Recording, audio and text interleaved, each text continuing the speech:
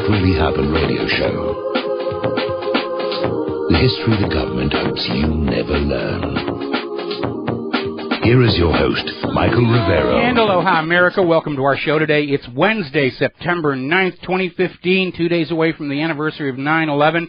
It is a busy news day. We have got so much that we need to get through today. The phone lines are open, 877-300-7645, 877-300-7645. Tom is in our control room, ready to answer the phone when you call on in. Well, just a little while ago, there was a major upset in the plan to derail the P5+1. They were coming up on that first vote. They were going to pass their objection to the P5+1, and all of a sudden, Boehner realized he did not have the support he imagined he had. And apparently there was a very, shall we put it politely, energetic debate in which a lot of the GOP members of the House of Representatives, Boehner had assumed were going to vote the Israeli party line, said that they couldn't. They were facing too much complaint from their constituents. They're looking at next year's elections and realizing that this Iranian deal is going to be a key factor in people deciding whether or not to vote incumbents back on in. So they put the vote on delay. They're having a big debate. They're trying to basically find some way they can salvage this. But at this point, they don't have the votes to pass the bill in the Senate. Looks like they don't have the votes to pass the bill in the House.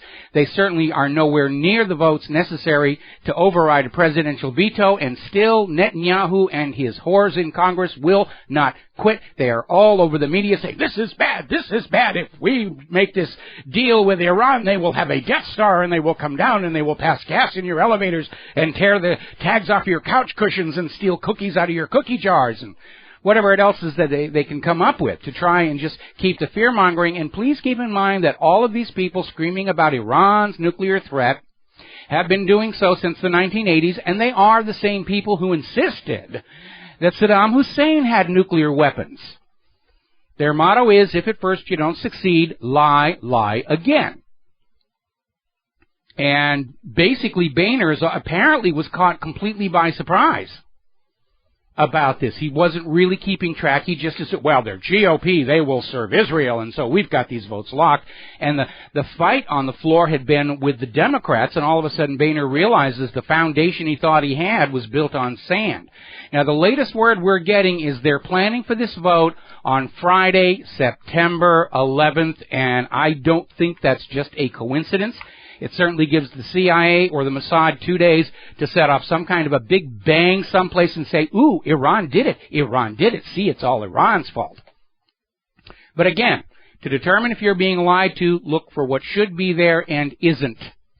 And what isn't there is a motive for Iran to do something that's stupid when it's on the verge of getting this deal and being able to go back to peace through commerce, which is what this has really been about. Now, Iran has sacrificed a great deal of what they're allowed under the Nuclear Non-Proliferation Treaty to try and get the sanctions lifted. For them, it's an all-lose situation, because the U.S. is simply going to give them back the trade deals that they had before in exchange for this reduction in their nuclear activity. And again, nobody has found any evidence that Iran is building nuclear weapons.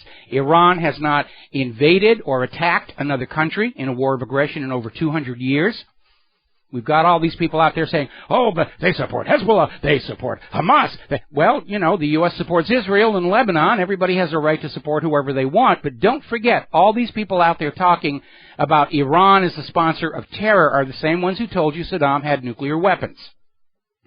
And then you fall back on that old standard, oh, the Iranians shout death to Americans, death to Americans. Well, remember what the U.S. did to Iran in 1953 when the CIA overthrew Iran's democratically elected government of Mohammad Mossadegh, kicked him out, and imposed the dictatorship of the Shah, which drove Iran into poverty by selling Iran's oil at way below market prices to British and American oil companies.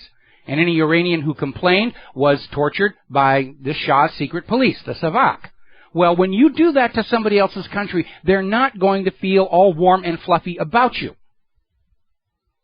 The U.S. government has given Iran plenty of reason to hate our government and our country. Now, Tom Cotton is out there. As you know, he was on the forefront. It was, oh, they're in Israel. We're going to kill this. We're going to wreck this. We're going to make this happen. And now, of course, he's panicking. He's trying to get Dick Cheney to come on over and just say, well, you know, this is really, we have to go to war against Iran. There is no other option here. Dick Cheney is out there regurgitating some of the same fear-mongering they used for Iraq, that if the P5+1 deal is signed, it will allow Iran to eradicate Israel in one single day. So they're just out there, and the more hysterical they get, the less and less people are listening to them. But that hasn't stopped Dick Cheney, who's out there saying, forget the deal. We just have to go ahead and attack. We've got to go ahead and attack. Well, Dick, if you really feel that way, here's your rifle. Here's your parachute. We ran out of the camouflage uniforms, the BDUs. So here's a bright day-glow orange jumpsuit left over from the CIA's torture centers. Watch your head climbing into that transport plane. And we'll call Tehran and tell them that you are on your way to kick their butts all by yourself. But we know you are lying again to start another war, just like you lied about Saddam's nuclear weapons and Assad's sarin gas and the Lusitania not carrying weapons and torpedoes in the Gulf of Tonkin, Spanish mine in Havana Harbor, and on and on and on and on. Nobody believes anything you're saying any longer. If you really feel that war with Iran is what is necessary, you go fight it. The rest of us, we're going to stay at home and keep our kids safe. No more blood of our young people for the bankers' gold. It's time to draw a hard line on that one. Now, over in Israel, Netanyahu is already adjusting to the reality that he's not going to be able to kill the P5+1 deal. And there was more on the line here than the P5+1. He bet his political reputation that he was going to be able to prove once and for all that Netanyahu is in charge of the U.S. Congress, not the American people, not the voters, not the taxpayers, and certainly not the president. And we're already starting to see articles come out in the media trying to salvage the situation. There's an article in Haaretz saying, well, Netanyahu really didn't fail because the Netanyahu was instrumental in changing American public opinion. The problem is the American public saw Israel trying to sway their opinion about Iran with multi-million-dollar advertising campaigns, Netanyahu's grandstand speech to a joint session of Congress, just like Israel did with Iraq, because they were out there on the forefront saying, Saddam's got nuclear weapons, they're going to destroy you in 45 minutes, we've got to kill them before they kill us. So, Bibi, fool me once, etc., etc. And worse for Israel, we the people saw how Israel's whores in Congress clearly serve Israel, rather than we the people. Now, Iran didn't like being under foreign puppet rule.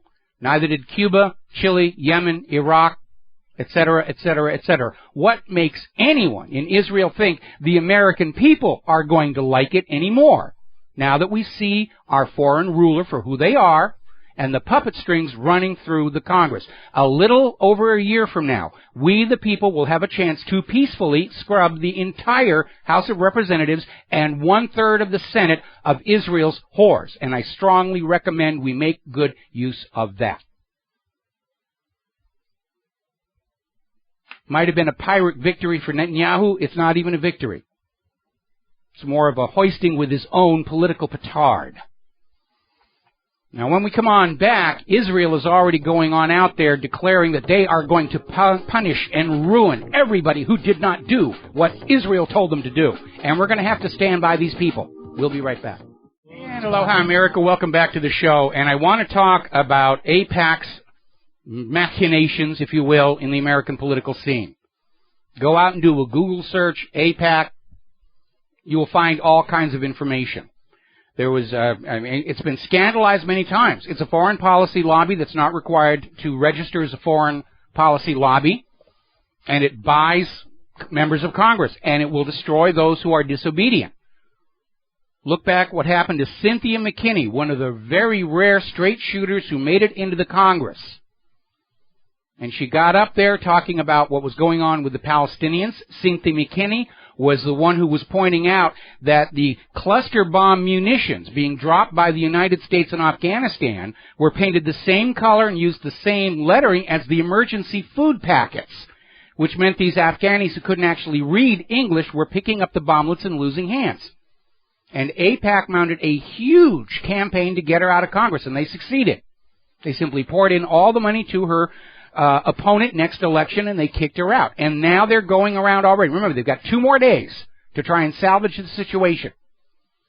And they're running around promising all kinds of money and media support to anybody who will, vote Netanyahu's will in the United States Congress, ignore the will of the American people, ignore the president, just do what Israel tells you, and all will be well. And those who are refusing are being threatened that they will lose Jewish support, financial, media, that they will be kicked out, just like Cynthia McKinney was. One example that we're hearing over at the Observer is New Jersey Senator Cory Booker is now in damage control mode because he is being contacted by all of his Jewish constituents and supporters saying, you change your mind on this thing, or you are done, you are through. And it's a reminder, this is more than just a fight over the P5+1 deal. This is a fight over who runs the United States of America. We the people or Israel. And along with getting ready to vote out all of Israel's whores next year, we're going to have to rally around the people who stood firm and supported the deal. And we're going to have to back them financially because all of that AIPAC money is going to go someplace else now. We have to talk about them in our blogs. We have to give them every opportunity to reach the public, get them on our radio shows. This is a fight for the future of the country itself. Who is in charge of the United States of America? And if you go back and you read the top of that Constitution, it's supposed to be we the people, not a foreign ruler with a Vichy government in Washington, D.C. acting as their puppet. Now, as a little footnote, we're now hearing that the House of Representatives has become so dissatisfied with Boehner's leadership, or lack thereof, he may not survive the next election for Speaker. And I think that would be a good thing as well. We need to send a message. Israel does not rule in Washington, D.C. We, the people, do. We're going to take ourselves a little bit of a phone call here. Andrew in New York. Aloha. Welcome to the show. What's on your mind? Hey, Michael. I've been watching Fox News, and they've been saying, there's been terror attacks from ISIS and Al-Qaeda. Since, it's a 14-year anniversary. I'm thinking to myself that the U.S. government needs to manual votes so people could hate them, so people don't hate the government. Oh, yeah, well, of course, that's what the whole point of a false flag attack is, to build a manufactured sense of loyalty of the people and dependency on the government to save us from the evil terrorists. And already on the cable box, I'm seeing all the so-called history and educational channels. They're running all the little canned documentaries about 9/11 and the official story and the heroism of Flight 93. And it's saturation programming because they understand a lot of the American people have seen through that fraud. And all they can do is just keep repeating the lies and stand firm. They don't dare admit any of what happened. Because this would destroy the entire government, the credibility of the government here. They won't talk about how Fox and CNN and BBC reported on the collapse of Building 7 almost half an hour before it actually happened. They won't talk about how Building 7, a building built tougher than normal building codes because it housed federal government offices, how it supposedly collapsed into its own footprint from a couple of office fires. You've been seeing all those explosions all over China, 20 tons of TNT equivalent, and the buildings are still standing. And Building 7, a building that housed government offices, fell down from an office fire. Sure, we believe that. When anybody who believes that, I got some of Saddam's nuclear weapons to sell you. The media portrays, if they say, let's say if a candidate would say, I don't want to give, financial aid to Israel, they would say, look at the Jewish people, disagree with this guy, and they say, he's an anti-Semite because he doesn't support he doesn't support Israel, they will demonize people. Yeah, but you know something? The good news is they've used that so much, it's lost its shock value. 10, 20, 30 years ago, if you were called an anti-Semite, oh, please, I'm not an anti-Semite. Here, take my money, take my children, just, Today, who cares? They called everybody an anti-Semite. They called former President Jimmy Carter an anti-Semite. They've worn it out. Remember, we had that former member of the Knesset was on Amy Goodman's Democracy Now! Saying, it's just a trick. Whenever anybody talks about something that Israel has done that Israel can't explain away, they just scream, oh, you're a Jew hater, you're an anti-Semite, you want Hitler to come back and gas the babies in the ovens. And they've worn it out. It's lost its shock value.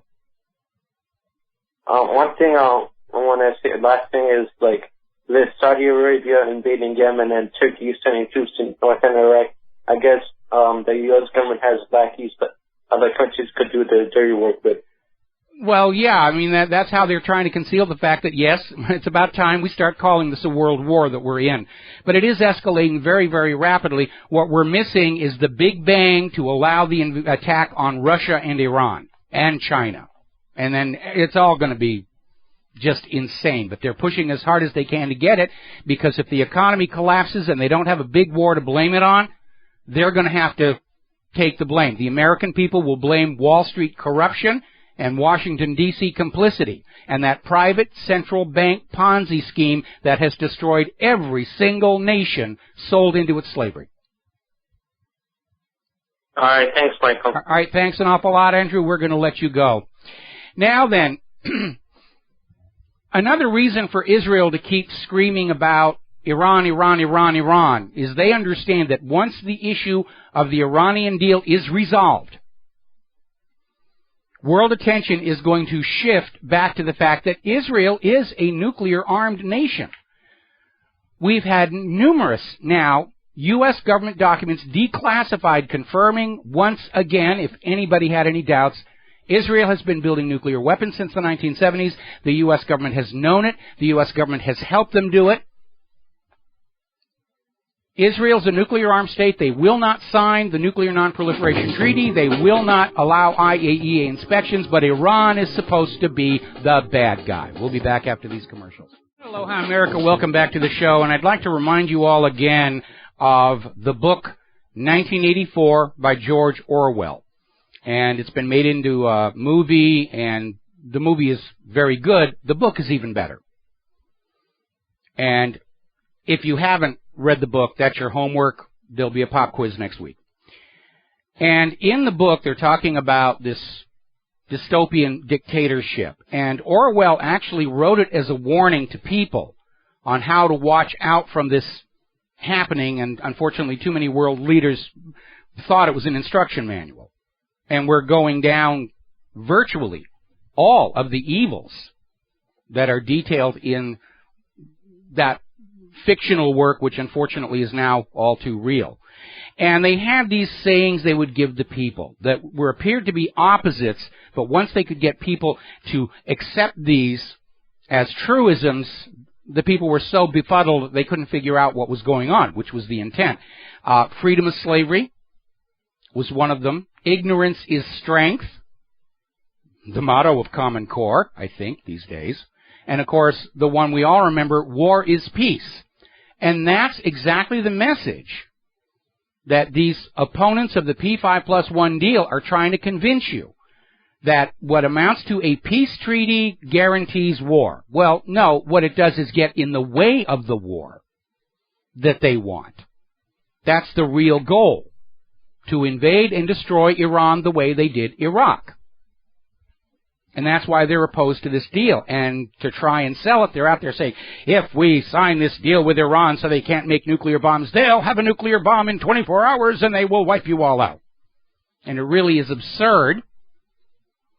And I think the backlash that we're seeing is an indicator that the public at large really isn't buying this stuff anymore. All of the propaganda tricks that they're using are tactics that worked at the height of the Cold War against the old Soviet Union, the 1950s and 1960s, when the American people had a great deal of trust in the government and the corporate media. But those days are gone forever.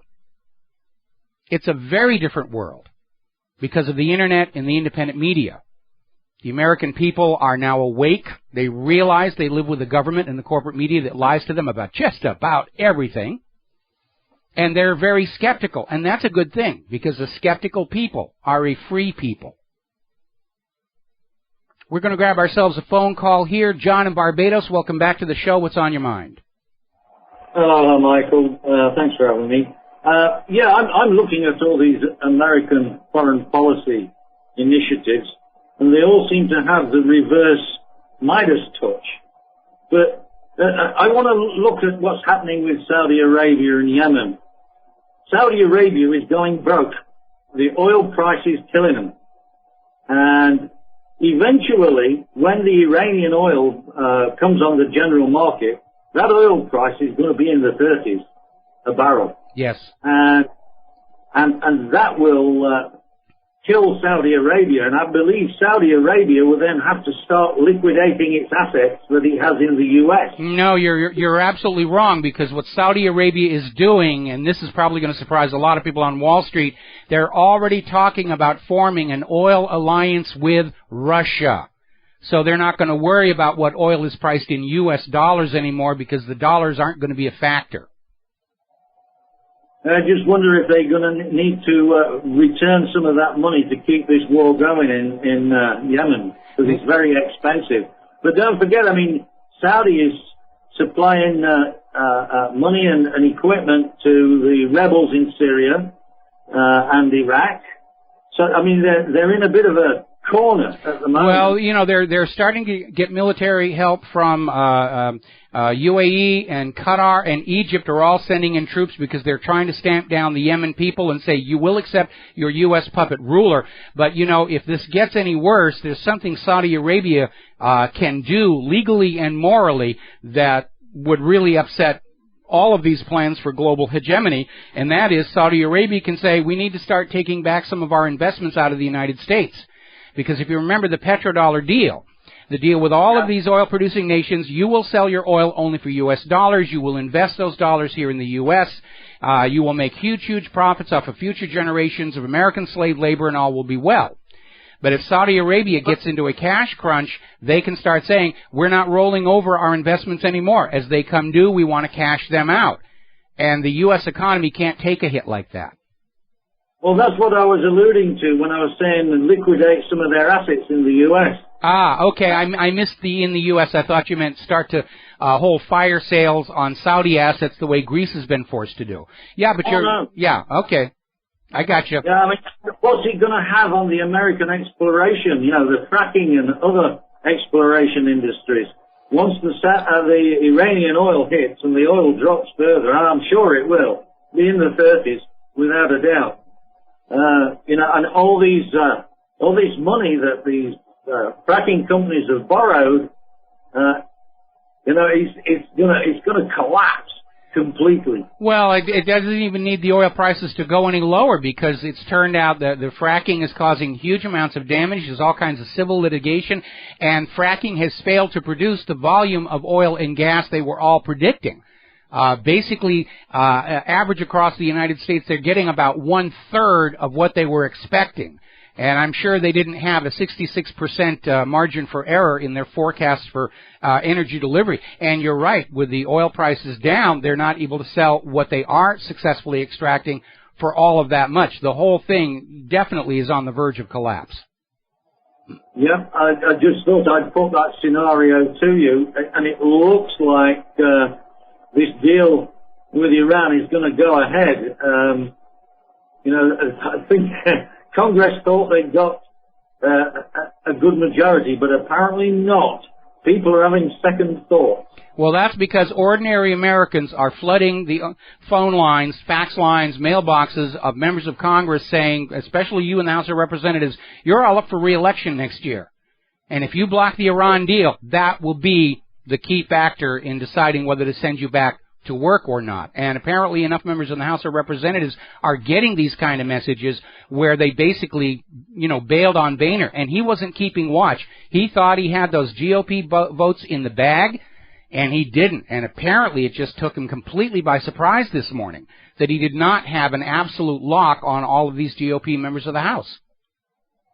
Well, I think what the other significant, if you like, fallout from this nonsense is that now the American Jewish people are threatening these congressmen to get back in line and support this.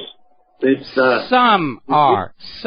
I mean, the Sheldon Adelsons, who are very much, Zionist and in love with Israel, yeah, they're out there pulling every string, every threat they can. But the overall support for Israel among American Jews has been in decline because they're smart enough to realize that it is Israel's actions that present the greatest threat to their safety and even their standard of living. Because Israel could provoke a serious backlash against all the Jewish people in the world because they have spent decades hiding their crimes behind the Jewish people of the world. And, Jews around the world don't want to be set up as targets for the wrath that Israel's actions are causing. They want the blame to go where it deserves to go, the government of Israel. Netanyahu, the Knesset, those individuals are the ones causing the problems. Well, I think it was a big mistake by Netanyahu to claim he represented the world's Jewry. Well, he went beyond that. He was saying that all the world's Jews ought to be more loyal to him than to the countries in which they live, and that was an exercise in arrogance that backfired on him. I think it has, and it's making quite a difference now he's losing this battle to prevent America from ratifying this deal with Iran. Okay, well, John, I got to let you go. We got to take a break for commercials. We got other calls waiting to go on as soon as we come back from these words. Aloha, America. Welcome back to the show here. And before we take these phone calls, I want to get into this. Yesterday, we reported how Turkey has basically invaded northern Iraq. Ground troops and airstrikes against the Kurds. And this is being seen as another hideous betrayal by the United States against somebody who's supposed to be an ally, because at least in Iraq, the Kurds have been very effective fighters against ISIS in the region. And it doesn't make sense that the U.S. would just let Turkey start killing off people who were killing ISIS unless ISIS in Iraq is just like ISIS in Syria. It's a U.S. proxy to justify the third invasion and conquest of Iraq, because those gosh darn Iraqi people keep wanting to run their own country for themselves, and that just cannot be allowed. Now, as that other caller mentioned, more and more troops are pouring into Yemen. 1,000 troops from Qatar, more coming in from Egypt, more from Saudi Arabia. Sudan apparently is also sending troops. They're just piling on. They're trying to send an object lesson. Once you are under U.S. puppet rule, you don't dare leave, or bad things will happen to you. All right, let's grab some phone calls here. Brian in Pennsylvania, aloha. Welcome to the show. What's on your mind? Hey, Mike, can you hear me okay? I can hear you fine. All right, I have a question. I was watching the INFOWARS Nightly News on Friday, and one of the things that just popped out that I didn't expect INFOWARS to be talking about was that all of a sudden Assad is now the bad guy because he's getting logistics from Russia.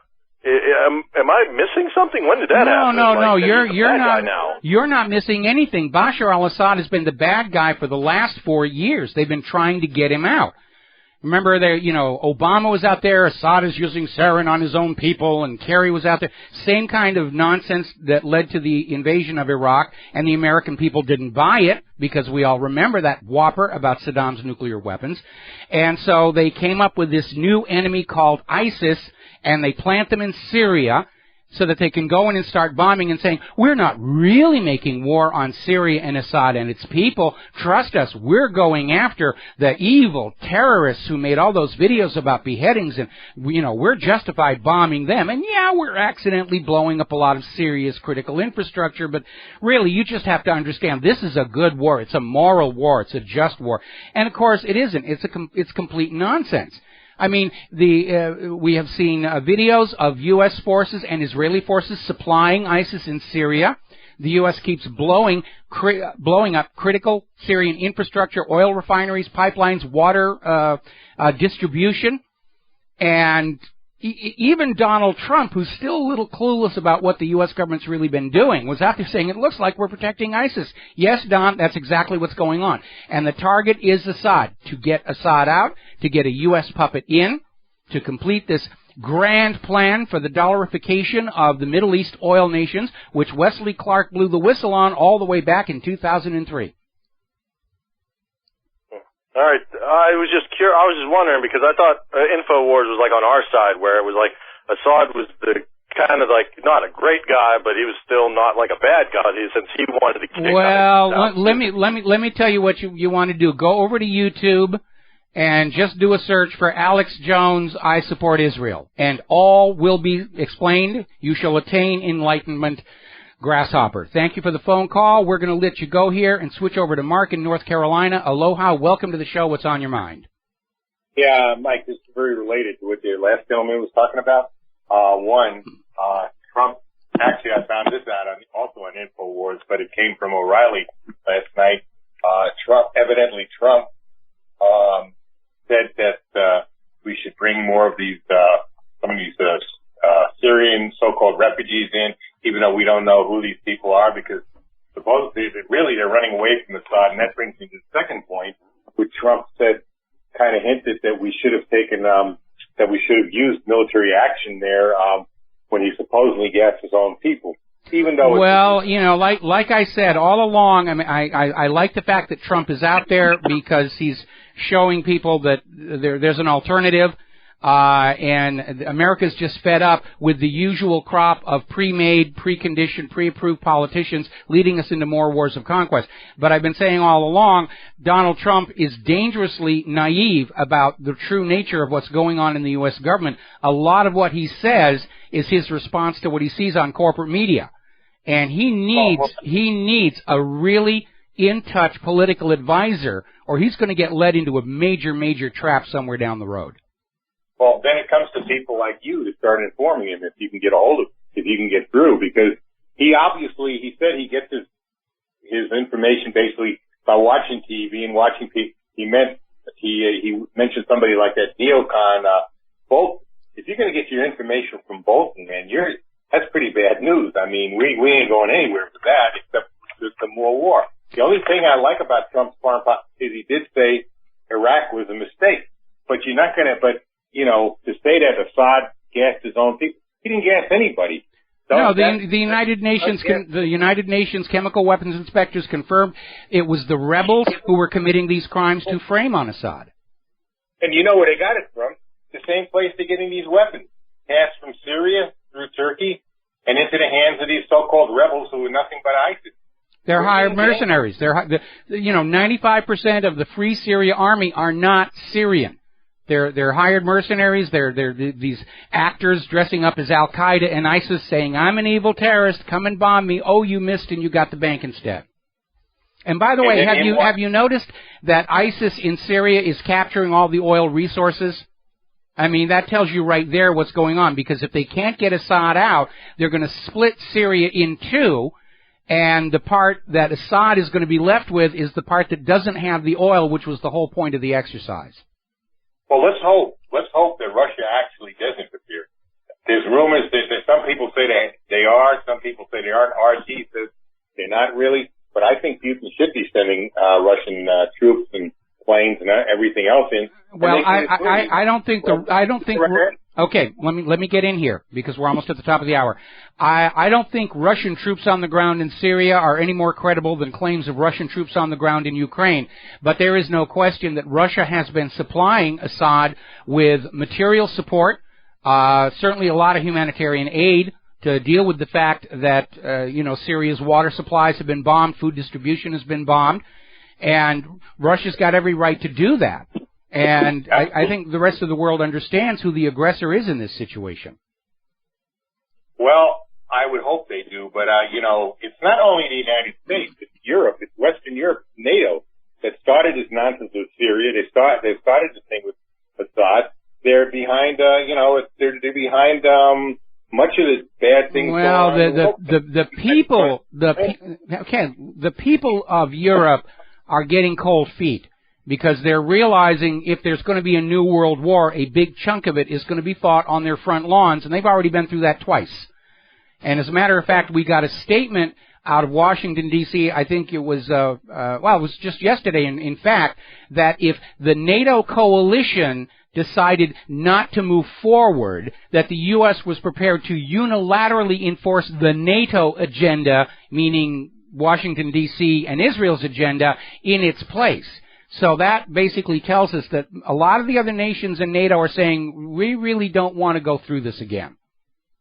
Mike, do you really think Israel has that kind of power that they can manipulate this country that much? Yeah, very much so. Very much so. I mean, look at how Israel shot up the USS Liberty and got the entire U.S. government, including the president, to say, oh, it was just mistaken identity. You know, Israel thought it was an Egyptian horse carrier because we know Egyptian horse carriers have all these big dish antennas all over the top. Yeah, yes, they do have that much control. And not just in the United States, Canada, Europe.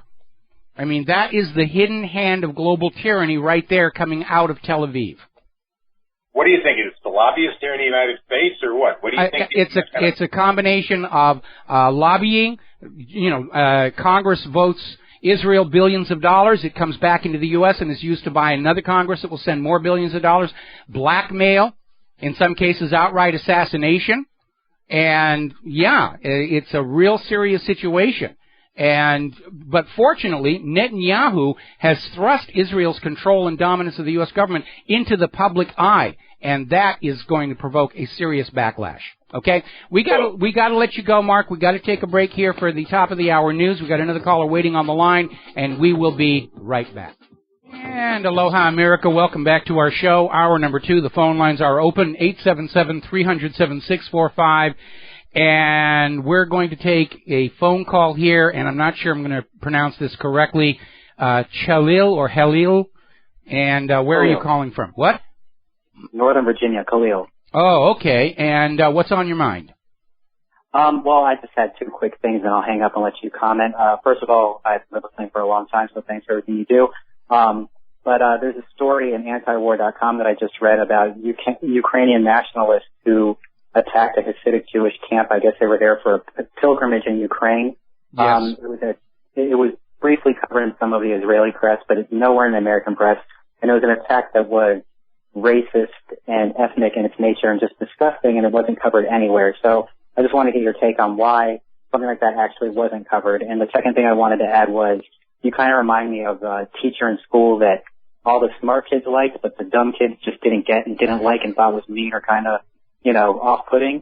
So I'm just happy that I'm one of the smart kids who gets you. Well, right, I'm happy you're one of the smart kids too, and you're right. When I was a teacher, that was how I wanted to put the attention on the smart kids, and the ones who were just sitting there wasting my time, I didn't want to bother with.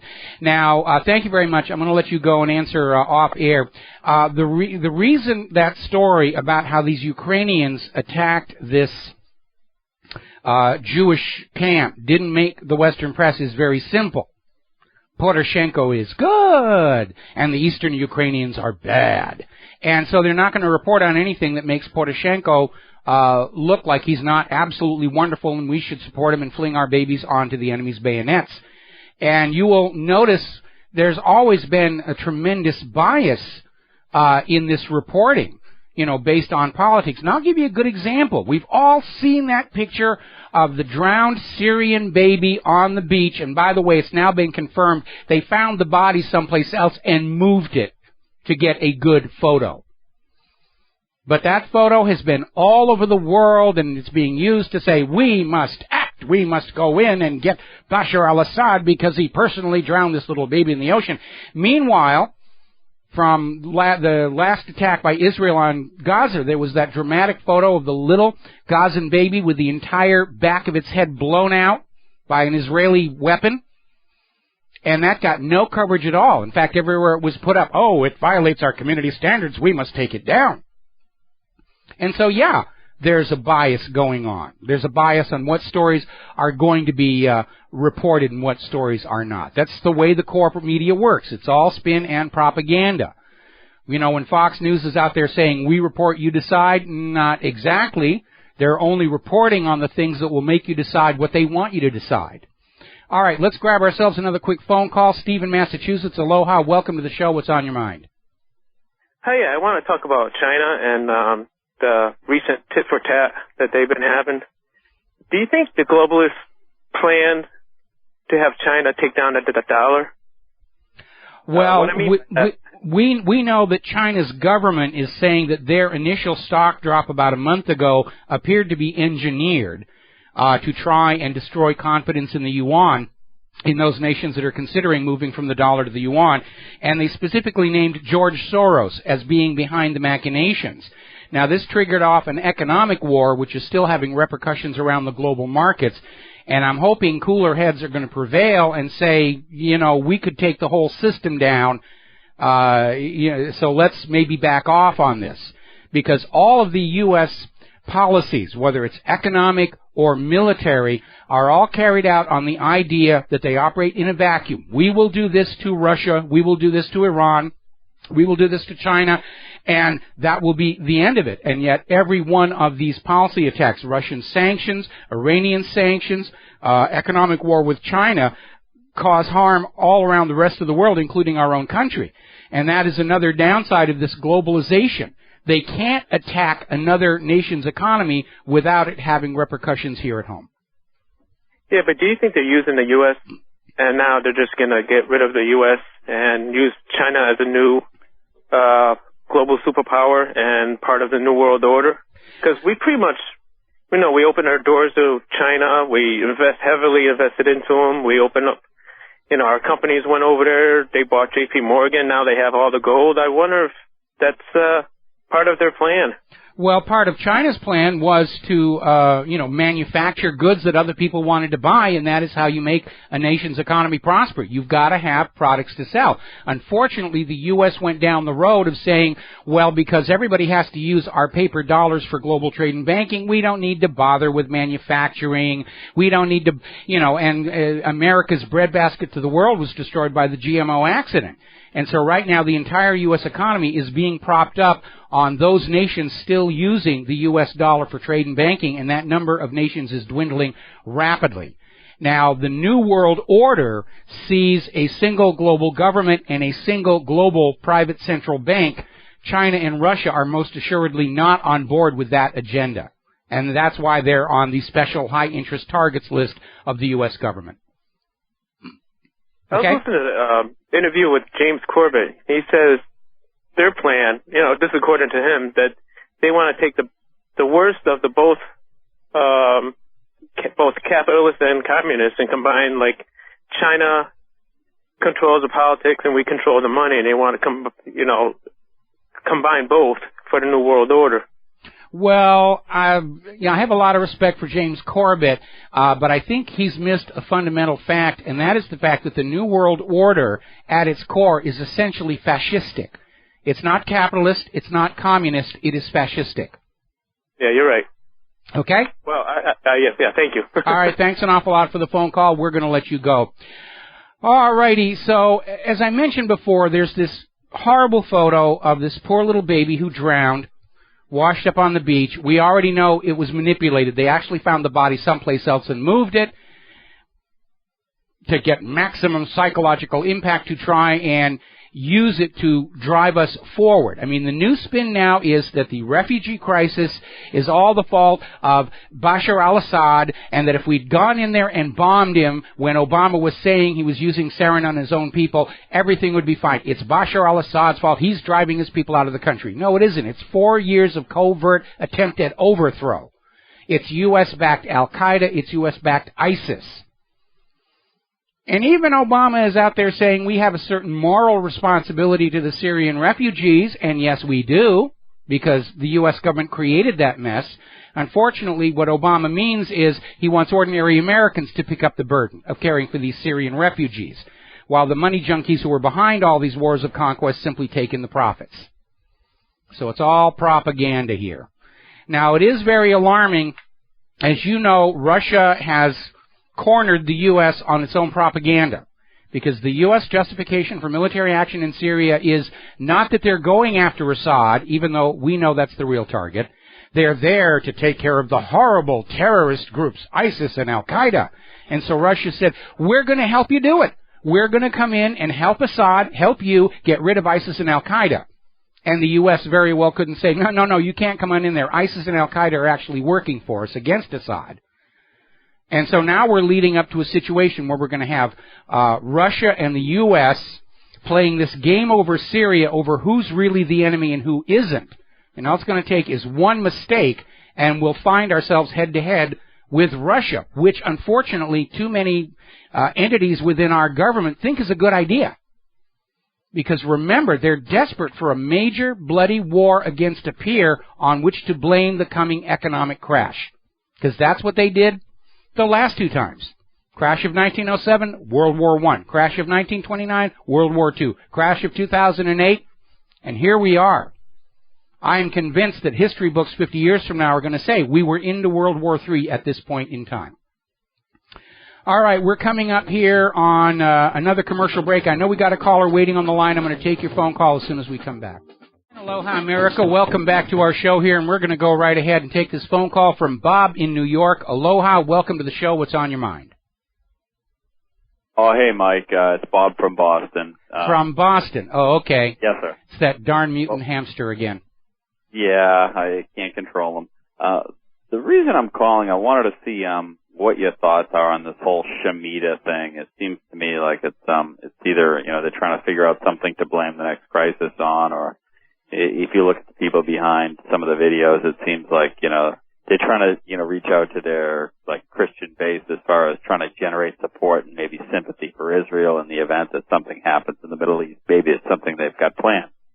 I don't know. Your thoughts? Well, Israel has successfully exploited Christian fundamentalism in the United States, which led to this movement of the Christian Zionists who felt that their imaginary playmate in the sky and the Bible commanded them to support modern-day Israel, forgetting, of course, that the citizens of modern-day Israel are not actually the descendants of the biblical Hebrews.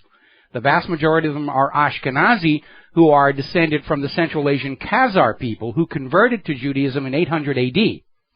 But Israel has pushed this whole end times myth. There was that whole Schofield Bible, the rapture, and all of that. And we have a dangerous number of people running around the United States of America who are truly convinced that if they help Israel set planet Earth on fire, Jesus is going to come down and invite them all up to the big house when it's over.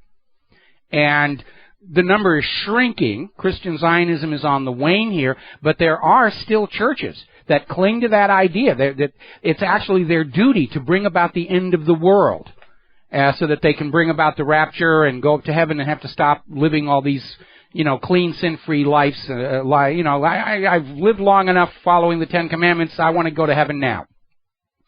And it has been a major source of political support by Israel. And at this point, with literally their control of this country hanging in the balance, they're going to be playing every single chip that they have out there. And I'm expecting to see all the big evangelical ministers with the big TV shows coming on up and saying, we've got to support Israel, we've got to destroy the great evil Iran, blah, blah, blah, blah.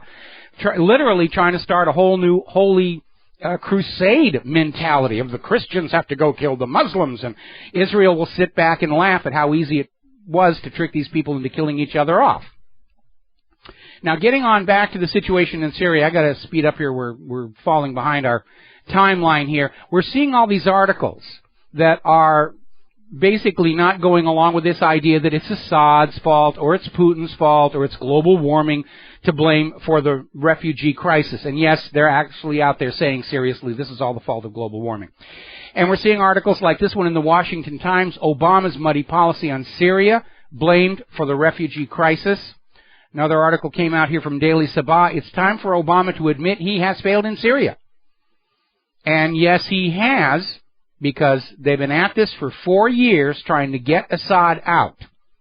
And even if they get Assad out, nobody is going to believe that these U.S. actions were in any way justified, moral, legal. These are war crimes the U.S. government has been committing. Now, when Russia announced that they were going to come in to Syria on the side of Assad against the enemy that the U.S. said was the enemy, ISIS and Al-Qaeda. The U.S. tried to find a way to block it. And they went to Greece and said, please don't allow airplanes to come through your airspace from Russia to Syria. We've got to block them. The German media is up there condemning the U.S. government for stopping the Russian humanitarian mission to Syria. Now, Bulgaria has backed off and is allowing some Russian flights, those with diplomats on board, to pass through their airspace. Iran, meanwhile, has done an end run around John Kerry in the State Department by opening their airspace to all Russian flights needing to transit Iran airspace to go down to Syria. And again, every one of these moves by the United States of America only makes the U.S. position look worse. Now, over in LiveLeak, they've got another story that says it's not just Syrians who are part of the refugee crisis. You know, it's Libyans as well. And almost 1,900 of them have drowned in the Mediterranean Sea trying to get out of Libya and over to Europe. And all of this goes back to the overthrow of Muammar Gaddafi to get rid of the gold dinar, to force Libya's oil back on the world market only for the U.S. dollar to reimpose a private central bank on Libya. That's what's going on. Now, over on the front page of WhatReallyHappened.com, we did a flashback link to a video that was produced before, just after the U.S. invasion, about that same time, talking about all the things that Muammar Gaddafi was doing for Libya. They had free health care. They had free education. Housing was a right, guaranteed. There was no homelessness in Gaddafi's Libya. Newlyweds got $50,000 to plunk down as a down payment on a house. Gas was 14 cents a gallon. And if you wanted to buy a car, the government would pick up half the cost. You don't see that kind of treatment here in the United States of America, unless you're an illegal immigrant. And that's what they smashed over there in Libya. To bring Libya back under the control of the private central banks, because that is the way the world is supposed to be. Another story coming out of 21st Century Wire, incalculable folly. Warmongers exploiting migrant crisis will confront Russia. So they're out there trying to find some way they can say, oh, it's all Putin's fault. Putin personally drowned that little tiny baby. And the lies are getting more hysterical, more extreme, more unbelievable. And remember, for propaganda to work, it has to present a coherent, consistent, alternative reality in order to be believed. When the propaganda is contradictory, biting itself on the rear end, when it lacks a narrative, it falls apart. And I think we are very lucky that the U.S. government has been relying on advertising agencies and public relations firms to do their propaganda for them, because these institutions never think longer than 30 seconds, 60 seconds, a 5-week sales period, and after that they're often running on a completely different concept. And that's why the U.S. propaganda has failed so miserably. Now, Syria is acknowledging that Russian military experts have expanded their presence in Syria. Now, these are basically personnel who are coming in with equipment, supplies, new systems, new radars. But as of yet, there are no reports of Russian combat troops on the ground in Syria that are any more credible than the claims about Russian combat boots on the ground up there in Ukraine. Remember, truth is the first casualty of war. And everybody's going to be lying. We'll be right back. Aloha, America. Welcome back to our show. Now, the immigrant crisis is spreading all over the globe. There is a possibility that the U.S. sought to use the Syrian refugees for propaganda purposes to get us to go along with it, just going in and getting Assad. But if so, it has quickly spiraled out of control, and it's become a problem all over the globe, especially in Europe. Now, the Danish rail firm DSB has now canceled all trains to and from Germany because apparently there were hundreds of migrants were on a train on the border with Germany who refuse to get off.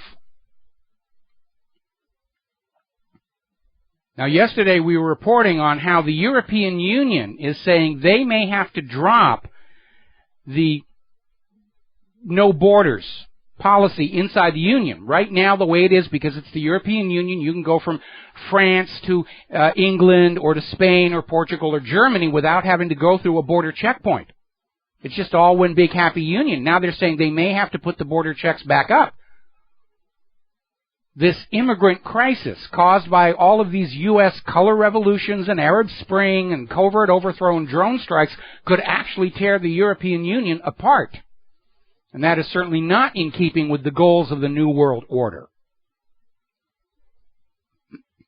Now, we're in a very dangerous situation here. We know that Israel is absolutely dead set. They're going to prove that they're going to kill the Iran deal. They're going to get the war with Iran going that they've wanted. We know that there are interests who want a war with China, actually with the yuan and the ruble. And all of them are dealing with a population that is just sick and tired of war. We have been at war with somebody on an ongoing, steady basis since back in 2003. And we're tired of it. 12 years. It's longer than we were in World War I, longer than we were in World War II. And this thing is only just now getting started. Plus, in this day and age, the people of planet Earth are not very trusting of anything any government or any corporate media is saying. And that gets us back to the idea of, are they desperate enough to try a new false flag? Now, common sense would say that with the exposure of so many of these hoaxes already, 9/11, the Boston bombing, Sandy Hook, all of that stuff, that they would have to be pretty desperate to try a really big bang to scare us all back into obedience, saluting the flag, and flinging our money and our babies onto the designated enemy's bayonets. But they are desperate. And desperate people take desperate chances. And they may be thinking, if we destroy an entire city with a nuclear bomb and blame it on Iran, they'll be so scared they'll have to believe us. They're wrong. But, you know, people, when they get to that level of desperation, they start clinging to this vestige of hope. Yes, we can still save it. We can still pull it off. And out of that kind of magical thinking comes some of history's greatest disasters. Now, as you know, the Arctic is the new place for everybody to fight over. It's assumed there's tremendous amounts of oil and gas down there on the Arctic abyssal plain. It's going to be very hard getting it up. And remember, it doesn't matter how much oil and gas is down there.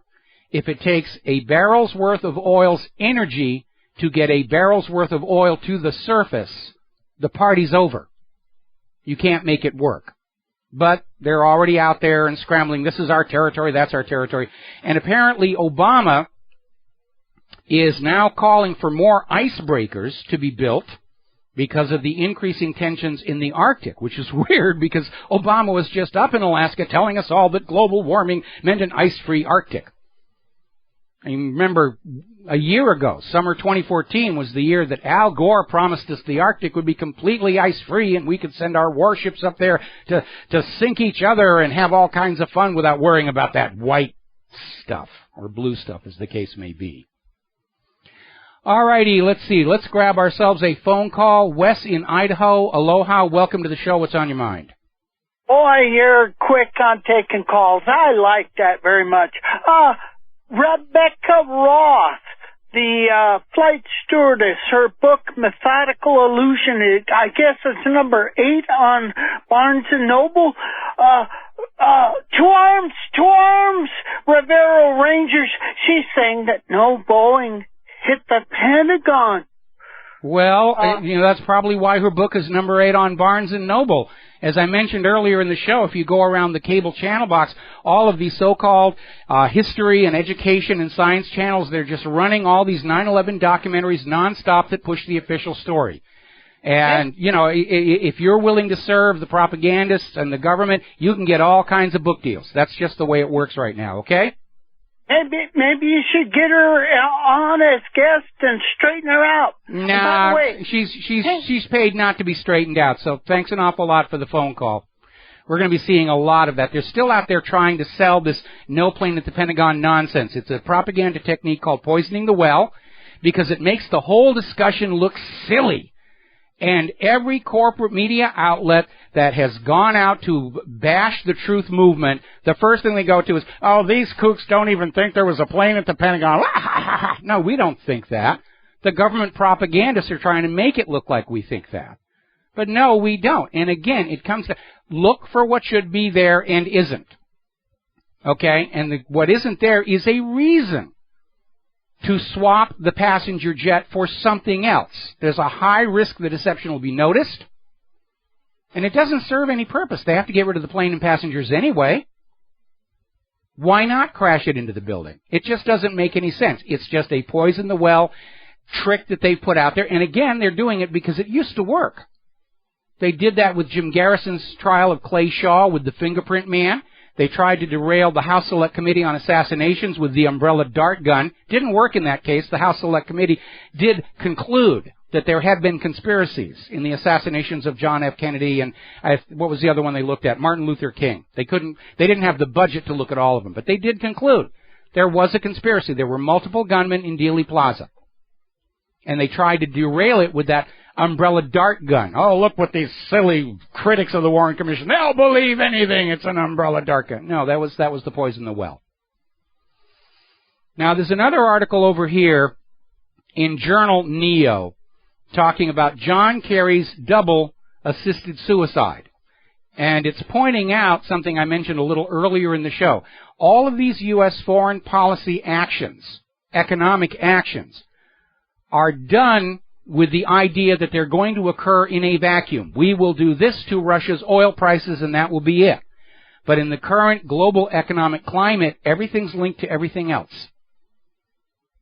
And the harm that was brought down on Russia came back to visit Europe and the United States. The same thing with the economic war in China came back and backlashed onto our stock market. And all of these foreign policy moves continue to be failures. Because most of the people who are planning U.S. foreign policy are a bunch of Cold War fossils who have not yet moved into the 21st century. And they're not evaluating the world as it is today. The giveaway is in their language. They're talking about, we've got a new Cold War with Russia. And they want to fight it with the methods that worked against the Soviet Union. But the Soviet Union's gone. So's the naivete of the American people. So's the trust and faith in government and the corporate media. And those old tactics will not work. And the problem is when you are a government that has survived by lies, fraud, and deception for decades, and you don't know any other way to run a country, you are in serious trouble. Got to take a break for more commercials, and we'll be right back after these words from our sponsors. Aloha, America. Welcome back to our show here. Now, over in Ukraine, the violence is still continuing, but there's a new development. As you're probably aware, Poroshenko has not accomplished the tasks that were set for him by his masters in Europe and the United States of America, which was to reconquer those pesky eastern Ukrainian provinces and bring them back into the slavery of the private central banks. And there's been talk about his being replaced. There were rumors of a potential coup within his own ranks. And now we're hearing that there has been an online petition, which I'm already suspicious of, that with 30,000 signatures asking Poroshenko to appoint the current mayor of Odessa, Saakashvili, as the new Ukrainian prime minister. Now, Saakashvili, if you remember, used to be running the country of Georgia. He's still wanted there in Georgia on charges of abuse of power, embezzlement, masterminding an armed attack, and murder. And he skedaddled out, and he was appointed mayor of Odessa by Poroshenko. Now, if Poroshenko goes along with this online petition, he is a fool, because if Saakashvili is the prime minister, then he is going to be the person who steps into Poroshenko's job when Poroshenko steps down or travels in a small aircraft or gets very depressed in Fort Marcy Park. But it looks like there may be a change of leadership in Kiev. Certainly the people of Kiev want there to be one. There's been a whole new Maidan revolution taking place in Kiev, but because this one isn't serving U.S. interests, it's not getting a lot of coverage in the corporate media. Now, down in Syria, Israel is continuing to do oil exploration in the Golan Heights. And technically, this is Israel going into other people's property and stealing the resources, because the Golan Heights technically still belong to Syria. But Israel is basically assuming that if they help ISIS kick out Bashar al-Assad, that they're going to get the Golan as their payment. Now, over in Spain, their defense minister has started taking a threatening posture regarding Catalonia, which is making noises about breaking off and being their own country, having a referendum. And the Spanish defense minister is saying that if Catalonia doesn't obey the rules of the Spanish government, they'll send in the army.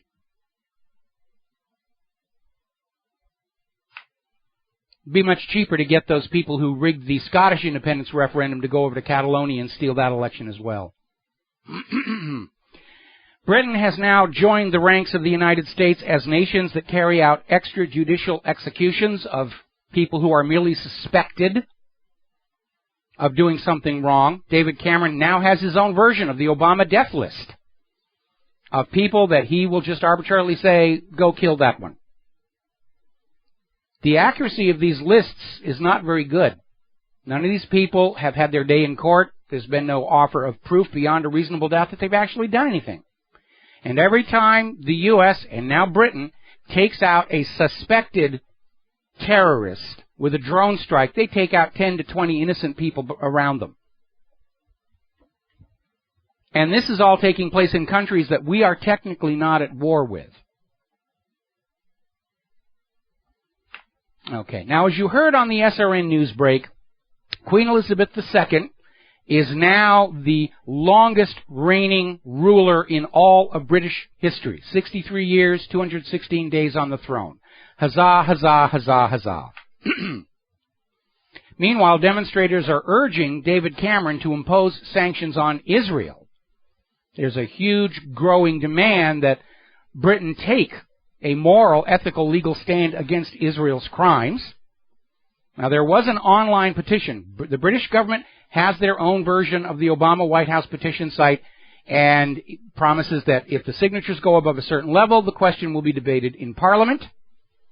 Just like here in the U.S., they promised that if the signatures went over 10,000, then it was 25,000, then it was 100,000, that there would be an official White House response. And on those petitions where it went over 100,000, the White House response was, bugger off.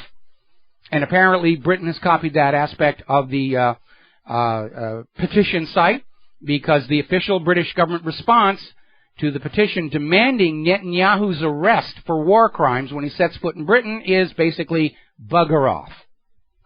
All right, so let's start talking about the economy. It was a heck of a ride on the stock market, and anybody who bought in yesterday on the trip up paid for it on the trip down. The Dow lost more than 300 points from the high just after the opening bell. There was a huge upshove, PPT doing its job, and it was all downhill from there. And this is going to be making the investor class very, very nervous, because up until now, they've gone along with this little game about how the stock market is going to be manipulated upward with all this instantly created money coming out of the Federal Reserve, and they went along with it because they were making money, at least on paper. And now they're starting to wonder if, in fact, the plunge protection team has lost its magic touch. And if there's another severe downturn, we might see people saying, it's time to get out. Time to get out of the stock market, time to get our money out of the savings accounts before we get a haircut or a scalping or a castration, depending upon your point of view. Get into physical silver, physical gold, physical platinum, physical, even copper. Anything with a commodity base to hold value, because that ink and paper stuff is backed by nothing more than your future slave labor and that of your children and grandchildren and great-grandchildren. And they have created far more treasury bonds and paper ink and notes than can ever be redeemed, no matter how hard you work and how much you sacrifice. It is a mathematical impossibility. And we know when push comes to shove, the government will side with the money junkies. They always have. There will be a demand for gold confiscation. just like 1933, because something real funny is going on over at the COMEX. And there's an article over here in Investment Research Dynamics saying anybody who believes the current COMEX numbers is being naive. They're admitting to a leveraging of 200 to 1. For any other commodity-based trading organization, that would be considered way beyond reasonable risk. There's another article that came out of Zero Hedge. Something just snapped at the COMEX, and they're noticing these sudden transfers of gold from places like J.P. Morgan into the COMEX. And we may be seeing the beginnings of the long-expected run on the gold depositories. Because people who are holding those paper contracts, they know in their heart of hearts, these depositories do not have the physical gold to satisfy all that paper. When it goes, it's going to go real fast, and it's going to be very, very ugly. Now, over in France, as you know, they've been having all kinds of protests, farmers driving tractors into Paris, snarling up the traffic, and it's because Russia's food embargo is ruining the French farming industry. France used to sell a lot of their agricultural products to Russia. The U.S. sanctioned Russia. Russia imposed food embargoes, and as has been the case with so many of these other U.S. foreign policy maneuvers, other people paid the price, including Ukraine. All of this was about taking care of Ukraine, and yet a Ukrainian economist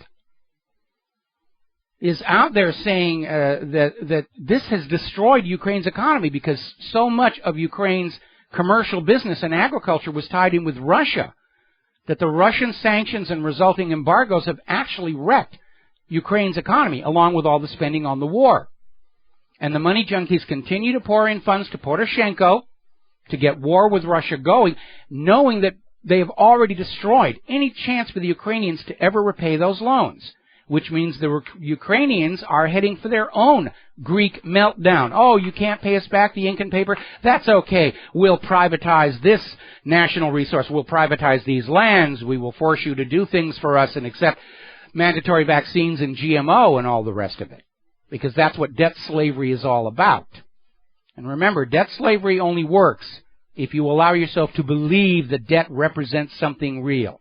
It isn't. It's an entry on a piece of paper, and it's used to brainwash you into obedience.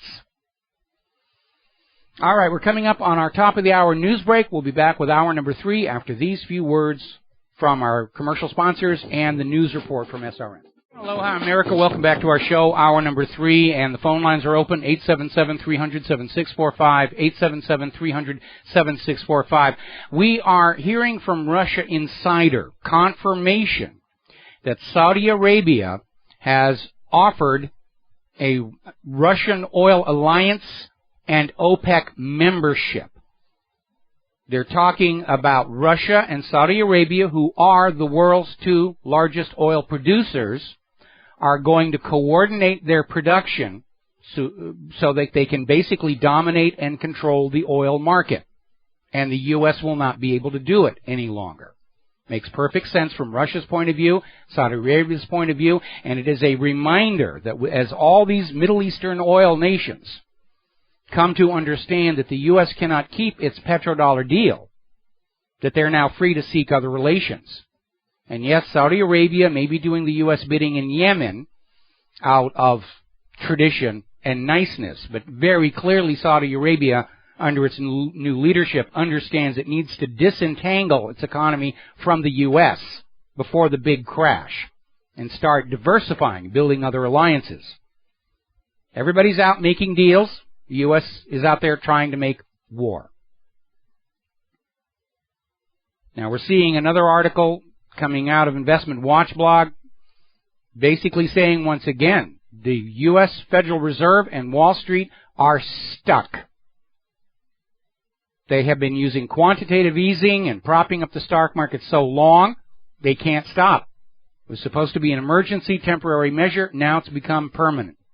So there's not going to be a raising of any rates anytime soon. There'll be a new quantitative easing to just flood Wall Street with all sorts of new money.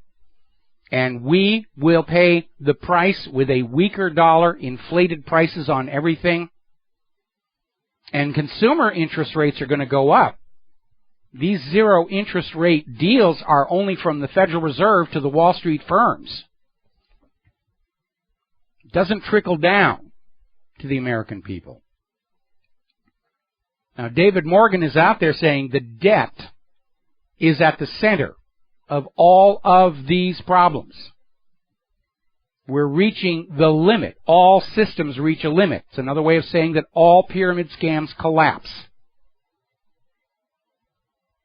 The analogy he uses, no tree grows all the way to the sky. Eventually it collapses under its weight. And for the economy, the weight is the debt. Zero Hedge is reporting that the Social Security Disability Fund will be broke next year. The rest of Social Security is probably going to follow along. And this all goes back to the Clinton administration. When President Bill Clinton borrowed, nudge, nudge, wink, wink, say no more, the cash buildup in the Social Security Trust Fund that had been put there by an increase in Social Security taxes all during the 1980s to have a cash surplus for the baby boomer retirements, when it was very easy to see the cash flow in Social Security would go negative from all the sudden retirements. And Bill Clinton just saw that money sitting there, and he borrowed it, replaced it with Treasury bonds, and spent it as general revenues. That's where Bill Clinton got his magic federal government surplus. He spent the retirement money of the American worker. And they can't replace it. They can't make good on those Treasury bills sitting inside the Social Security Trust Fund. Technically, the U.S. government is already in a state of default. But they have strategically defaulted against you, the American worker, because they know you can't do anything about it. You can't affect their credit rating. You can't file liens against them. You can't move to repossess. And as I mentioned just yesterday, we're hearing Social Security is going broke, veterans benefits going broke, but there's always money for the illegal immigrants and the refugees. Doesn't make any sense at all. A little bit of a stink going on over at United Airlines. Their CEO, Jeff Smysick, has had to resign in the middle of a federal investigation. And even though he's basically had to step down because he's under investigation for nefarious activity, he still gets $5 million in severance pay. That's what's wrong with Wall Street. We incentivize criminal behavior, corruption. We reward it. Even when they fail, we reward them. And ordinary law-abiding Americans just trying to get by and play by the rules, we are punished continuously because we are expected to cover the losses. And that is the core of a fascist economic dictatorship. People who make money get to keep it. They're even given more, bailouts, whatever you want to call it. And all the losses are transferred onto the people. That is economic fascism. Now then, little statistic. This one caught me by surprise. This came out of CNS News. In the United States of America, government employees outnumber manufacturing employees by almost 2 to 1. Now, if you look at any successful manufacturing company, the ratio of management to people actually doing the work is usually 10%. And here in the United States of America, we have 21,995,000 people employed by federal, state, and local government. We only have 12,239,000 employed in manufacturing products to sell. That's why we are in the mess that we're in. We're management heavy by a huge, huge margin. And remember, people who work in government are paid considerably higher than their counterparts in the private sector are for the same work. Hugely expensive. All right, we're going to grab ourselves a couple of phone calls here. We're going to go to, I think it's Tuss or Tuss in Missouri. Aloha, welcome to the show. What's on your mind? Gus, Missouri? Oh, Gus, Missouri. Okay, fine. I need to buy my control room operator a large type keyboard, I think. Say, you got to be tough to get old, Michael. Yeah, I know. I've been there, done that. You know, at least nobody's ever going to be able to say I tragically died young. Right, that's true. Say, have you heard this quote from Benjamin Netanyahu? One time he left Jonathan Pollard's jail cell. Yes. Once we squeeze all we can out of the United States, it can dry up and blow away. I've heard that quote attributed to Netanyahu. He was extremely foolish to say it where anybody could hear it, and but I'm sure that's their attitude. The attitude of any parasite is once the current host is shriveled up and died, they leap onto another one, as they've already done to Canada. I mean, to a dog, a flea is an annoyance, but to a flea, a dog is a divine right.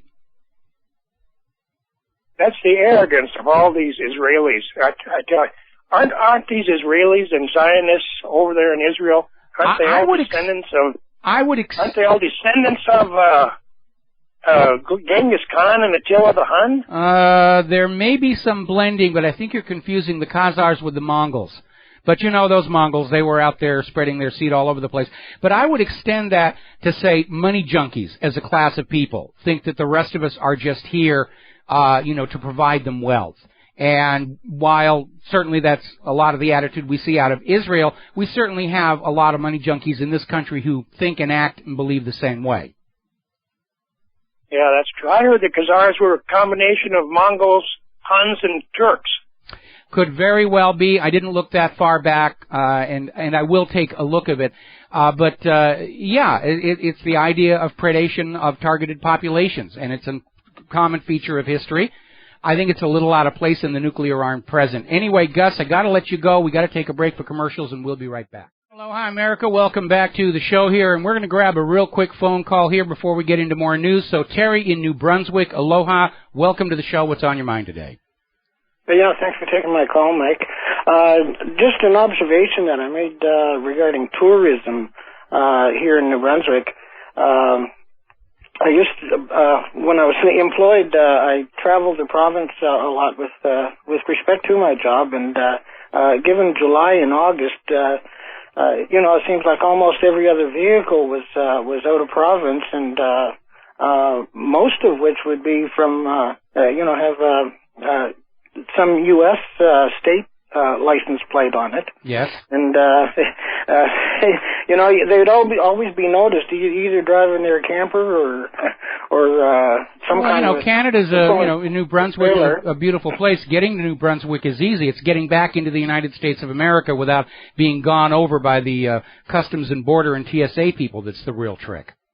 Yeah. This summer I had to go to the north of the province, which is about a 4-hour drive each way, and it was during that it was really conspicuous the lack of U.S. license plates that I had gotten used to seeing in years past. So subsequent to that, I went up to a trailer park that's adjacent a nature park that's about a 5-6 square acre nature park that has probably about 150 spots in it, and like 10 years ago that would be 80 to 90% capacity through the whole summer. And when I went up to check on it there just a couple of weeks ago, it was lucky if it was about 20%. Well, Terry, let me cut you off because we're running out of time here. But yeah, now, the American people, we're out of money. What money we've got, we're spending on food and gas and just keeping roofs over our head. We don't have discretionary money right now. I mean, they've already started the Christmas shopping season down here. The stuff is in the stores trying to flog another few pennies out of us. But the consumer economy is in free fall right now. Because the money junkies have grabbed all the wealth, and you can't support the nation on the buying habits of the money junkies. There simply are not enough of them. So, Terry, thank you very much for that insight from New Brunswick, and we're going to switch over real quick to Joe in California. Aloha, Joe. Welcome to the show. What's on your mind? Hi. Thank you for taking my call. I wanted to ask a couple of things. Maybe you could answer them once I got off the line, but the thing that you hear mostly in the news is if we do this deal we're going to give billions or some amount of money to Iran, who will then use it against Israel or something to that effect. Yeah. And then I remember you saying something about Iran already has its money. We simply locked it up in the bank and made it difficult for them to access. That's exactly it. The money that they're talking about, the immediate return, is Iranian assets frozen in the United States banking system. It's not like we are giving Iran this money. It's their money we have been keeping away from them on this bogus claim that they're building nuclear weapons. And remember, Israel and Israel's whores in the U.S. government have been screaming that Iran is just 3 to 6 weeks away from a nuclear bomb since the 1980s. And they're the exact same people who were telling us Iraq had nuclear bombs. This is all about economics. This is all about Israel wants to smash and balkanize a regional rival. Israel wants to have complete dominance over the other nations in the Middle East because Israel does have nuclear weapons. And Israel basically treats the U.S. and the U.S. government as a client state to pay all the bills and to sacrifice all the blood to achieve Israel's aims. And they're aided by people in the U.S. whose own agendas overlap with an invasion of Iran, putting Iran's oil back on the global market for the U.S. dollar, bringing Iran back under private central banking, basically sending the message to the world that once you are under a U.S. puppet ruler like the Shah, you don't dare kick him out because we will make you pay. That's what this U.S. agenda in Iran is all about. The Iranian people kicked out their U.S. puppet ruler, the Shah, in 1979, and the U.S. has been trying to find a way back in ever since. They got really close in 2009 when they tried to stage a color revolution there, and they made a couple of critical mistakes. The first was the son of the Shah came out and said, I am ready to resume the peacock throne. And somebody realized that all these flags being handed out from the vans at the protests were the flags of the Shah. And once they saw that, they said, we're not going back to that nonsense. And that was basically the end of that. So wars and assassinations are never carried out for just one reason. When you have a large number of interests whose own immediate agenda overlaps, that's when the wars and assassinations happen. Well, in the government's own records, it says as far back as 1997, we've sent no less than $5.5 billion annually. And I'm sure that money could go better well spent towards veterans or American taxpayers themselves. Well, every politician that seems to have a military. Joe, who is the U.S. government sending that $5 billion to? To Israel. That's right. Annually. Yeah, and since '97, that's a lot, and I'm sure at the banking's loan rate of 28%, that pretty much adds up to a large national debt. Well, basically, Joe, the U.S. taxpayer has been forced to send to Israel something like 10 times the entire cost of the Apollo Moon program, and we do not have a giant leap for mankind out of all that money, or even an updated version of Velcro. So, but it seems like most of our military politicians, some that, the military, let me word this correctly, our politicians in Washington that actually have military backgrounds always warn us to stay away from foreign entanglements. Yes. And then it seems like every day you turn on the news, it's like we need to hurry and give as much taxpayer money away to somebody else so that they can live better, and we need to open the borders so we can live worse. Yeah, it is an amazing mess that they are in. Anyway, Joe, I got to let you go, and we're going to go ahead and shut the phone lines a little early today because I got a bunch of stuff I need to get to before the end of the show here. Now, yesterday, Hillary Clinton was out there saying that she apologized for all the upset of the email scandal, but she refused to apologize for using the private email server. 24 hours later, she has now come down and said, yes, she's sorry she used the private email server. She takes full responsibility, but obviously none of the blame. And that's all well and good. We're now past that whole server issue, and it's time to move on to the next question. Is the combination of a weak, insecure personal email server loaded with America's top secrets, coupled with a charitable foundation receiving 40% of its donations from often concealed foreign sources, a repeat of the Clintons' 1996 Chinagate Secrets for Campaign Cash scandal, and possibly the greatest spy scandal in U.S. history? This is the question we all need to start asking right now. And we'll be back after these words from our sponsors. Aloha, America. Welcome back to the show. We're talking about Hillary has finally gotten around to apologizing for using a private email server for top-secret U.S. classified documents, many of which have been confirmed were classified when they were issued. And let's not kid ourselves. The job of Secretary of State involves a huge amount of classified information.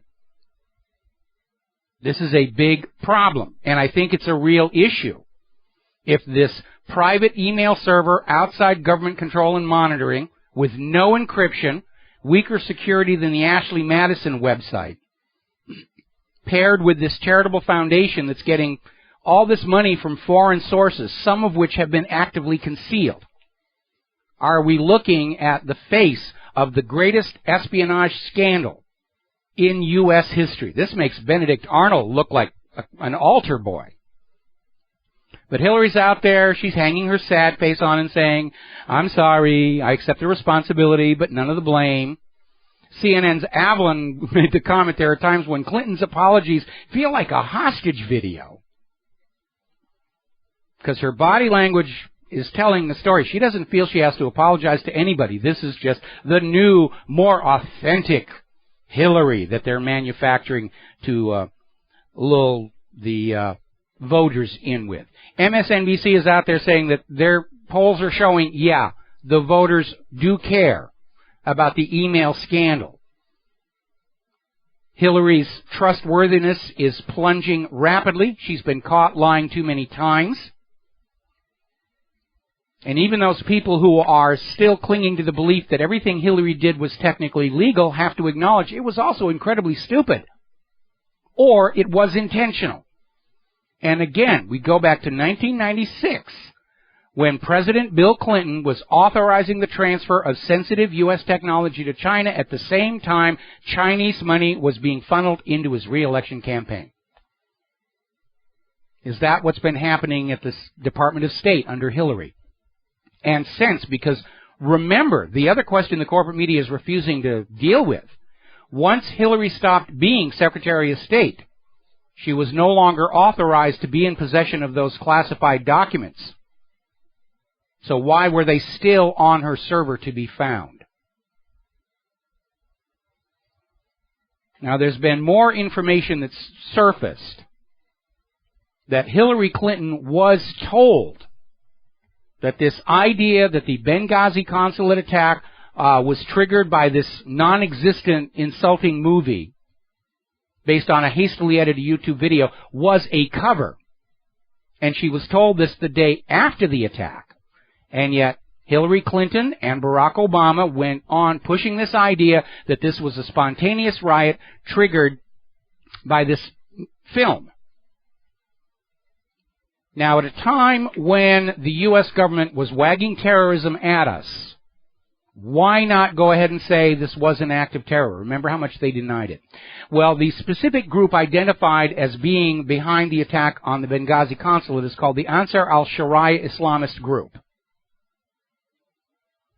And knowing that Al-Qaeda was a manufactured U.S. intelligence creation, knowing that ISIS is a manufactured U.S. intelligence creation, it is reasonable to ask if this Ansar al-Sharia Islamist group was likewise a manufactured U.S. creation. And maybe, and in fact the only reason for not mentioning them and going with this story about this non-existent movie was to keep public scrutiny off of this group. Now, a story that we had over in gotnews.com was saying that there's a CIA email suggesting that the Benghazi consulate attackers had inside assistance. Now, as you know, John Kerry has just appointed a new email czar to deal with the Clinton records in a new era of honesty and transparency. Well, I wouldn't get too excited because this new email czar donated $2,700 to the Clinton campaign just a couple of weeks ago. Doesn't sound like an impartial, objective observer to me. Now, Hillary knows she's in trouble, and she's starting to pander to the Iranian war hawks, saying that if she's president, she will attack Iran. She will enforce the terms of the P5+1 with military force if necessary. Okay, Hillary, here's your rifle, here's your parachute, here's your Dayglow orange jumpsuit. Take the kids and send us a selfie from Tehran. Meanwhile, Hillary is facing some other issues. Apparently, her top aide, Huma Abedin, was investigated by the federal government for embezzlement during her time at the State Department. Apparently, she falsified timesheets, charging the government for impermissible overtime and excessive hours. After she converted from a full-time federal employee to a State Department contractor, which allowed her to go out and also have jobs at the Clinton Foundation, at a consulting firm owned by a Clinton friend. Somebody pulled some strings so that that prosecution didn't, or that investigation didn't go anywhere. It just never stops. Hillary is also starting to ramp up the feminist agenda, because she's now aware that a lot of feminists are not backing her just because she's a woman, and she's trying to rile the masses up again. There was this bizarre story where apparently a feminist is suing a barber shop for sexual discrimination because the shop is set up only for men. Well, yeah. And beauty shops are set up for women. This feminist didn't want to go to a beauty shop or a hair salon. I want to be handled by a barber. And if you won't do it, you're sexist and I'm going to sue you. Okay, lady, if you want me to trim your beard, sit on down in the chair. That's how nonsensical this stuff is getting. Now, John Boehner, this is a story in Investment Watch blog. John Boehner admits handing out tobacco donation checks to members of Congress on the House floor itself just before a vote on a large tobacco subsidy. It's that open and blatant. We're going to have a vote on tobacco subsidy. Here's a check, here's a check, here's a check, here's a check, here's a check. That's it. Now, Sheldon Adelson has made it very clear that he is going to put his billions on the line to buy the presidency. He thinks he can outbid Donald Trump or outspend Donald Trump. He hasn't decided which Republican he's going to go with. I know he doesn't like Trump, but his favorite candidates like Jeb Bush, they're just trailing by huge, huge margins behind Donald Trump. Mike Huckabee apparently is out there saying that Obama, with this Iran P5+1 deal, is going to take the Israelis and march them to the door of the oven. That's how Israel-centric he is. Apparently, there's also a big stink because at this rally for the Kentucky clerk who wouldn't hand out marriage licenses to gay couples, a Mike Huckabee staffer literally physically blocked Ted Cruz from going up on the stage to be seen with Kim Davis.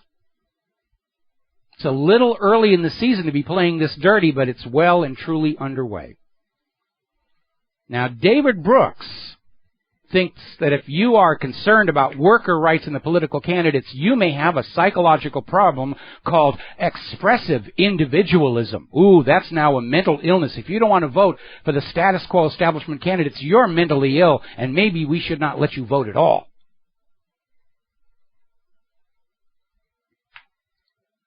We're going to take a break for commercials. We'll be right back.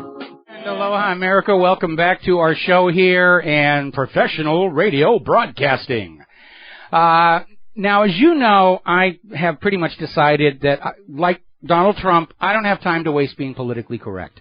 But it is really out of control, and I had to laugh at this story over in the Daily Mail, where they're planning on the future telling of the James Bond legend.